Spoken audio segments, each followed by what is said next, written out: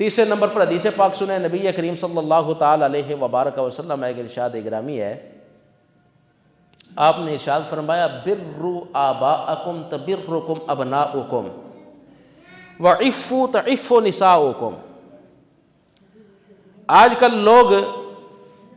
یہ بڑا مسئلہ ہے، لوگ کہتے ہیں کہ ہماری اولاد جو ہے وہ ہمارے کہنے کے اندر نہیں، اولاد ہماری بات نہیں مانتی،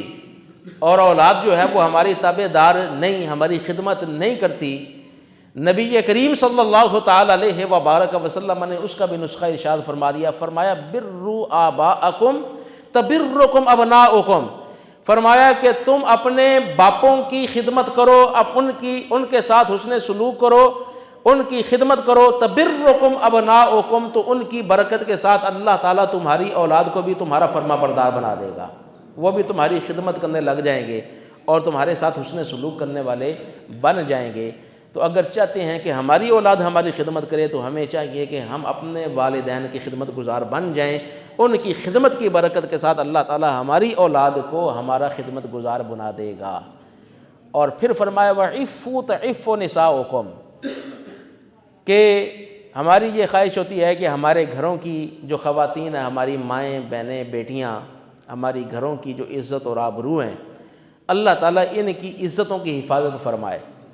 اور یہ ہمیشہ پاک دامن رہیں، ان کے اوپر کبھی کوئی بری نگاہ نہ پڑے،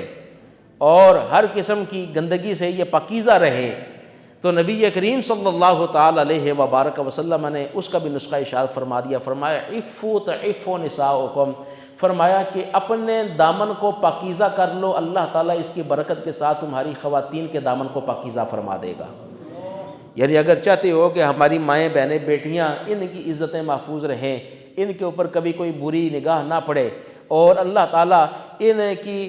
عصمت کی حفاظت فرمائے، تو فرمایا اس کا طریقہ کار یہ ہے کہ تم اپنی نظر کو پاکیزہ کر لو، تم اپنے کردار کو پاکیزہ کر لو، اپنے آپ کو اچھا کر لو، اور اس قسم کی برائیاں جو ہیں ان کو چھوڑ دو، تو اللہ تعالیٰ اس کی برکت کے ساتھ تمہارے گھروں کی جو خواتین ہیں ان کی عزتوں کو محفوظ فرما دے گا۔ تو یہ والدین کی خدمت کے تین فائدے جو میں نے عرض کیے، پہلا یہ کہ والدین کی خدمت کرو تو عمر کے اندر اضافہ ہوتا ہے، دوسرا یہ کہ والدین کی خدمت کرو تو رزق کے اندر اضافہ ہوتا ہے، تیسرا یہ کہ والدین کی خدمت کرو تو اللہ تعالیٰ اس کی برکت کے ساتھ اولاد بھی خدمت کرنے والی عطا فرماتا ہے۔